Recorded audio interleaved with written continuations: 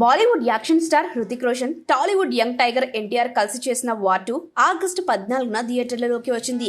భారీ బజ్ లేకపోయినా రిలీజ్ తర్వాత ఊహించని స్థాయిలో కలెక్షన్స్ రాబడుతూ హాట్ టాపిక్ అవుతుంది. మరోవైపు లోకేష్ కనకరాజ్ దర్శకత్వం వహించిన రజనీకాంత్ హీరోగా వచ్చిన కూలీ కూడా బాక్స్ ఆఫీస్ వద్ద జోరుగా నడుస్తుంది. ఈ రెండు సినిమాల మధ్య రేస్ మొదలైంది.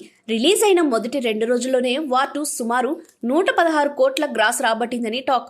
వీకెండ్ ముగిసేసరికి వరల్డ్ వైడ్ గా దాదాపు 265 కోట్ల రూపాయల గ్రాస్ సాధించినట్లు ట్రేడ్ టాక్ వినిపిస్తుంది. అయితే సినిమా బ్రేక్ ఈవెన్ కావాలి అంటే కనీసం 350 కోట్ల షేర్ వసూలు చేయాలి. అంటే సేఫ్ జోన్ కి చేరాలంటే మొత్తం 700 కోట్ల గ్రాస్ అవసరం. తెలుగు రాష్ట్రాల్లో అయితే వార్ 2 మొదటి 4 రోజుల్లో 75 కోట్ల గ్రాస్ రాబట్టింది. కానీ ఇక్కడ బ్రేక్ ఈవెన్ కావాలంటే మరో 105 కోట్ల గ్రాస్ అవసరం. అంటే ఎన్టీఆర్ ఫ్యాన్ బేస్ ఎంతగా సపోర్ట్ చేస్తుందో ఈ వసూళ్లు నిర్ణయిస్తాయి. ఇక కూలీ విషయానికి వస్తే మొదటి వీకెండ్లోనే వరల్డ్ వైడ్ గా 385 కోట్ల గ్రాస్ వసూలు చేసిందని వార్తలు వస్తున్నాయి.